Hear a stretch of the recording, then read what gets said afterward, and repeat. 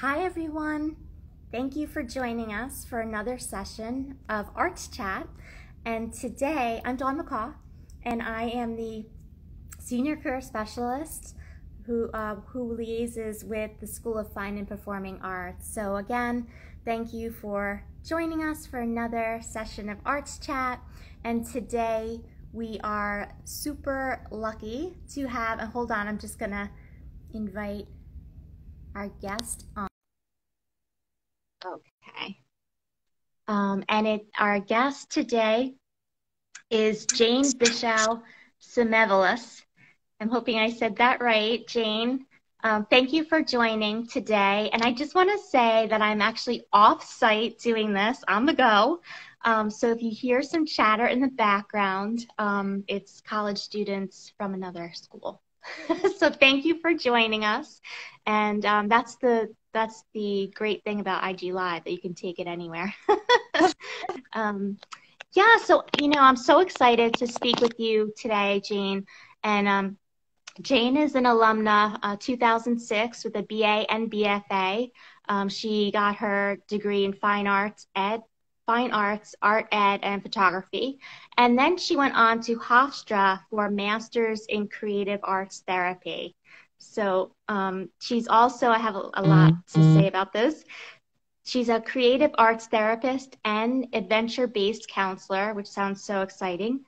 And she is the owner and facilitator of the Art of Adventure team building and wellness workshops. And she provides customized art making and group experiences that encourage participants to expand their comfort zone, improve self-awareness, and connect with others and have fun. And Jane, it's so great also to speak to you because you're entrepreneurial. And so, students want to understand how to do that. And sometimes yesterday, I have students that say, well, if I want to be an entrepreneur, do I need to be a business major? And at New Paltz, we actually have entrepreneurship as one of the concentrations for business.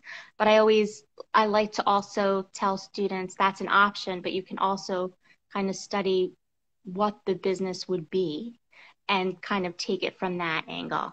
So I've spoken enough, and thanks everyone. Welcome to Arts Chat. Yeah. So Jane, you can just jump in and talk a little bit about your business and what it's like to be, even more specifically, what a creative arts therapist does or how you do that, and we'll just go from there. Thank you. Sure. Yeah, so I did my 2 degrees down up in New Paltz. I love New Paltz, and I spend even more time there now climbing and enjoying the outdoors. So it's so funny how the world turns. I never did that when I was in college, and now years later I'm back up there so much. And I always loved art, so I figured out ways to do that through my BFA in photography. And then I also did arts ed because I was like, not sure, can I do a full career in photography? I always jumbled around with that. So I ended up doing both degrees. That worked. I had some great experiences from that. Went off and did some traveling, fell into this idea of adventure programming, backpacking trips, and challenge course experiences, and that's where I fell in love with the adventure-based counseling. And the idea behind that is that you're doing these courses to learn more about yourself, putting yourself in situations where you're challenged by the wilderness and climbing high and doing all that stuff and realizing you're capable more of what you think, And then it came to a point in my life like, what am I going to do next? And it was, I'll go get a grad degree, a master's degree. And I didn't know what art therapy was when I signed up for it. So I knew I liked helping people and I knew I liked the arts. So it seemed like it would work. So I went to Hofstra and I got my degree in creative arts therapy. And creative arts therapy, I like to compare as like there's 2 forms, art as therapy and art for therapy. So art as therapy is the idea of just doing art is therapeutic and beneficial to all. What is that called again? Art at? As therapy. Oh, right. Yeah. Therapy. Yeah. So, I mean, if we've art majors, we know we're doing it because it makes us feel good. It lowers your stress hormones, lowers your blood pressure. Just the act of doing art is therapeutic. Art for therapy is the other side where everybody's nervous, like, oh, you're going to analyze my picture and tell me about it. But I always say, I can't analyze your art. You are the specialist on your art. And I compare it to this cartoon I saw once. The kid drew this picture all in black and it was scribbly, and the teacher called a parent-teacher conference, and they got the psychologist in because he drew the whole image in black and it looked terrible. And they said to the kid, well, why did you draw this in black? And he said, that's the only crayon I had. So we can't analyze other people's art because we don't know their experience. So, but what you can do as a creative arts therapist is ask questions to encourage the artist to think about their artwork in a different way or to delve into it a little bit more. So that's the idea of art as therapy. Doing art helps us express ourselves in ways that words cannot, and we need to get emotions sometimes out of our body. So art making offers that. It also offers us a new perspective. So once it's out of our body and on paper, we can sit back and reflect on it. So there's a lot of benefits to art making. Yeah, I'm also thinking that you can't always find the words to describe something, but you can express it through art. If things are chaos, I was just listening to a colleague from another school, and there's a lot going on at their school, and I was just thinking when you said that it would be like a scribble of just every if things aren't organized or structured. Yeah, I'm a visual person myself, which a lot of people on this who watch this are also. So it's another great form. I also just wanted to mention that SUNY New Paltz has a music therapy master's. So just as to let the students know about that, but that's different. It's different, but it's also often connected in the fields as you go on afterwards. Music therapy, art therapy, and there's dance and movement therapy as well. Yeah, that's great. Yeah, so you had mentioned that you didn't really know about creative arts therapy, but then just kind of put things together. And then, from there, how did you start your business, would you say? Yeah, so as I was getting my master's degree, I didn't want to eliminate this idea of doing the adventure programming. And there's not really a degree in that. You could do recreational therapy and it's similar, but that's also more of a bachelor's level. So what I did in my master's, that I never let go of that adventure programming, I incorporated it into all my work. So at a master's level, you have the opportunity to take classes or take electives and use it as you may. So I went off to Project Adventure and did numerous programming with them that counted towards my master's degree. I did my thesis with that. It was called The Combination of Art Therapy and Adventure-Based Programming. So I never let that go, and I continued on, and it was a very unique experience. And I got an internship doing the art therapy and adventure-based counseling at a psychiatric hospital with some wonderful women that supported me through it all and helped me. And I worked there for numerous years. And then I realized I was doing this programming. I brought the arts to wilderness programs, and I was doing the adventure stuff with art programs. So I always was doing it. And then it came to a point where I wanted, to do it for myself. I had moved to a new area. I wanted to maintain my goal in life of never having a full-time job. I do work part-time as well as an art therapist, a wonderful organization called Friends of Karen. And I work with children that have cancer and with their siblings. So that is my stable part. And then I get to do the business on the side. So I incorporated all so I was able to do exactly what I want to do. And that idea of the business major, what you spoke about earlier, is it's work. It's being an entrepreneur is work, and it's totally worth it. But I spend a lot of time researching, looking things up, looking for other people to help me and guide me through the process. But you can do it without the business degree. I'm sure a business person will give you a lot of expert on it, but there's ways to figure it out. So I encourage people to do it. Yeah, thank you. I have two follow-up questions. Hopefully I can remember them. So one of them is, well, I guess maybe more of a comment. I love that you, in your master's program, kind of decided this is an interest, the kind of adventure piece. And so you were able to put that together in, some of your projects. And I think that's important for students to know because sometimes they're looking for a program that is called like creative arts therapy with adventure-based experiences in it. And, at a master's level, there are ways to kind of do that research or get that experience by kind of creating it. And sometimes I think that's great to hear that it wasn't necessarily a certification you got, right? It's just the experience, which is great. I also was just wondering because sometimes people think like, oh, this would be a great business, and they love maybe the adventure part or whatever. They don't always think about the business end and what you have to do with like payment and marketing. So could you share a little bit about that?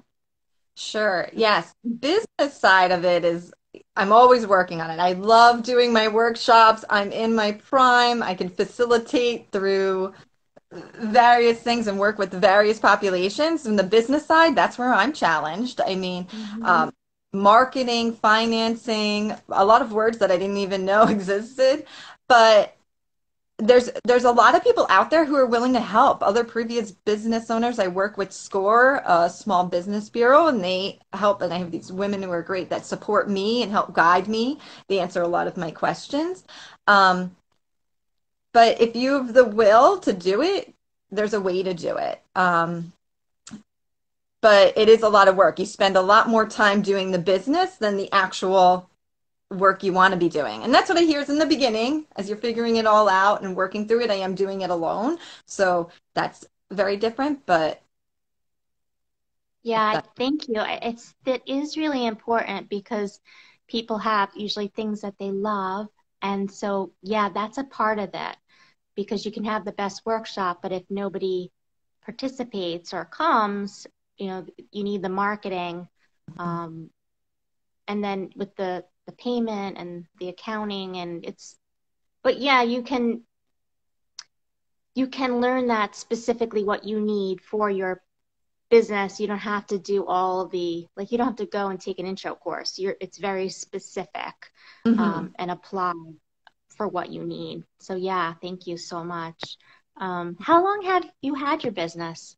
It's going on a year now that I've officially had it.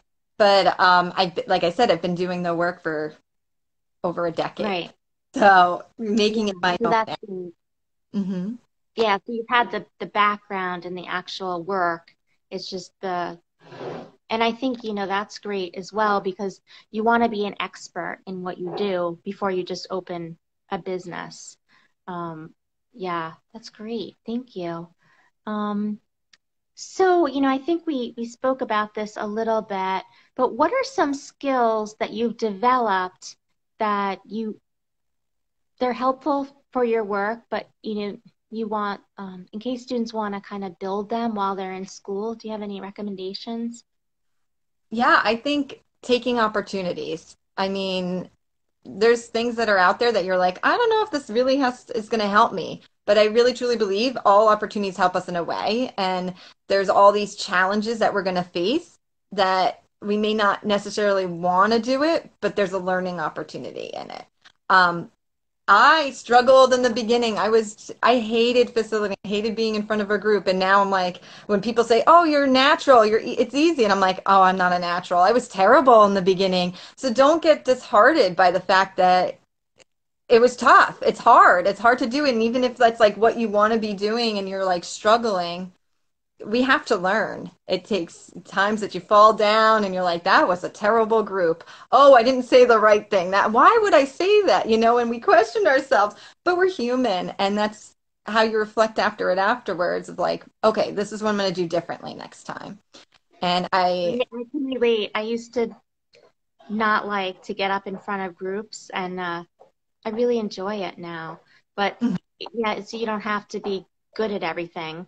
You you learn it along the way and make mistakes and grow. I love what you said about taking advantage of opportunities. We call it, like, in the career area, planned happenstance, where you're out there taking advantage of opportunities and exploring. And you don't always, most times in life, you don't know exactly where it's going to lead you, but you're putting it out there so that you don't miss out. Like today on Arts Chat, we're learning. And then now you're a part of our network.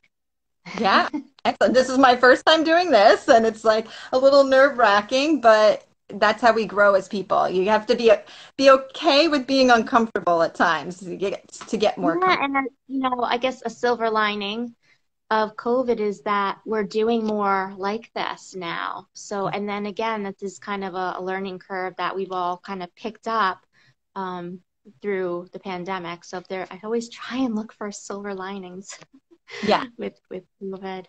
Um, okay, great. Let me see. Um, I also will send you an invite to be on the Orange and Blue Network, and then students may reach out to you if they have questions about, entrepreneurial questions, some art students, if that's okay. And it's through the system, but I'll send you that if you decide to join that. Um, I'm also hoping that anybody who watches this realizes that when they graduate and go out and um, do a creative career, that I want you also as my guest. So if okay to give back, I'm just giving my Arts Chat a little plug. Yeah, I'm trying to think of what you haven't already answered. Tell you a little bit more about my business now. Yeah, that'd be I've great. been working with a lot of universities, and I also do, uh, corporate work or small group work, sports teams, different populations. And a lot of people think art therapy is only for kids or geriatrics. And I want to say art is beneficial to all people, and we are natural creators since the beginning of time, cave paintings to the Renaissance area. It just happens that way. And in my workshops, I am focused on people not being good artists. I mean, I hear it all the time. Well, I'm not a good artist. I mean, I have degrees in art and I still am like, well, I'm not good at that. But it's about taking the challenge to do something different. So, through, a lot of people say I'm not good at it. So they've already cut themselves out from the experience. And I like to compare it to sports, where a lot of people will go out and shoot hoops or throw around a baseball and don't think that they're going to play for the National Football League or Baseball League. But when it comes to art making, I say, oh, we're going to make some art. And people are like, oh, I'm not good at this. I can't do this. Like, they think it has to hang in the museum or hang on your fridge. And that's not the truth, right? We can make art for the enjoyment of it and use it to help us understand ourselves. So I use the create, connect, reflect. And the idea is that I'm creating experience for people to engage in, or you're creating a piece of art. Connect is to connect with yourself so you could better understand yourself and connect with the other people around because you're in a shared experience. And reflect is that too often in life that we are just moving on the go, on the go. We have these things that happen. And I would say even for art students, if you think of it, how much do you just like make your art go, go, go, but you don't stop to really take the time to sit with your piece of art and reflect about it. Reflect about the actual piece of art in front of you, the product, and then also the process. What were you telling yourself when you started making the art? What was going through your mind? What kind of day were you having? Where did you take it to at the end, and where were you? So create, connect, reflect so that we can better understand ourselves and connect with all the people around us so we can live a better, more balanced life. And I Yeah. do that in the workshops, and my key goal too is to have a good time. So if you challenge yourself through the art making, you can challenge yourself through rock climbing or challenge courses. It goes in the same way because if we can face these challenges that we put in front of us, the fun stuff, we're better able to manage the more difficult challenges that life throws at us. Thank you. And I think you're speaking to a group that understands that, what was it? Connect, reflect. Create, connect, reflect. Connect, reflect, because art students are reflecting and that's, so much of yourself goes into your artwork. We have a question Mhm. from a student. There is a stereotype that there is no money in the arts unless you really make it. How have you battled the stigma and supported yourself while building your business? I think one thing you said is it's work. Yeah, it's work. Don't think I have a photography degree, and I have a good friend, also alumni of New Paltz. She owns her own framing and custom framing and photography shop out in the Hamptons, and she's doing amazing. Mary Godfrey, love her. And she and I support her doing wedding photography and doing all that. So there's the side gigs where you're making your money and get the cash flow going through that. Um, and when people say there's no money in it, it's like it's not easy, but you have to work for it. And finding the different kind of jobs out there. I think you could be amazed at how many careers are out there that you've never thought of. I have another friend who stages the windows for Saks Fifth Avenue and everything. That's an art degree. Art is used throughout our world, and more and more people are looking for those creative minds, and it comes across in different ways. At my job right now, because I did the photography, I'm going out and photographing family portraits for our ill children, which is such an important aspect for them to have to hold on to the memories. And there's different ways and facets that you can figure out that these people need you. Um, so yes, I would say arts is not making money. I think it can go with any career. If you're not willing to put yourself out there and work hard, then I don't think you can find it. But I also believe that people who work in the arts are doing their passion and their love. And I hope you keep it alive. You don't find a job that minimizes your love for the arts. And sometimes it's a balance of doing the hustle to make the money and then doing what you really love. And it's hard, but it's doable and And more. then you're a creative arts therapist, so you've done that while like you said, side gig, but it's actually the career. So having something, I think it's helpful to have something stable in terms of your income while you're building a business. What would you say for that? Yes, that's definitely true. That's a good way to put it. I mean, it's a very serious career. Let me see. That's not not a side gig, but I mean, there's tons of art therapists out there, and they work in the private practice. They work in different hospitals. Some are even working in schools now because they're seeing them so much more beneficial to the population. So it is a legit career. It is also as well, respected as licensed social workers. I'm a licensed creative arts therapist. I've taken my test. I do my continuing ed credits to maintain that licensing, and it's a You great can career. take some of the pressure off, I think, when you have, whether it's a side gig or it's, a career and you want to start something, if you start it from not having any other income, that's very stressful. Yes, And then that brings an energy that's not what you want for creative arts. So you're right. Totally. sometimes people Yeah. think like you're going to start out with a business and how do you survive? And I think, this talking about what else you do while you're putting that together can be Hmm. helpful. Yes, that's very true. I just want to thank you. Is there anything else you haven't said that you just wanted to add or just to give you that opportunity? Yeah, no, I mean, anybody who has any questions about what I do now, any workshops, if they want to hold it, I host it for, like I said, leadership groups or sports teams in schools or the wellness programs. It's a new way and a unique way to learn about ourselves, talk about stress management and coping skills and all those things. But also, if you have questions about what to do afterwards or anything, I love to support. I know how tough it can be in those college years and figuring out what to do next, and everybody's saying arts wasn't the right way to go. I'd be happy to answer questions or lead you to other people and artists that I know who are out there doing it. Great. I just want to thank you so much. This is great. I love doing Arts Chat because I learned so much as well. So, yeah, thank you again. All You're right. welcome. And then we will do this again. But for now, signing off from this week's Arts Chat. Thank you. Thank you. Bye. Bye.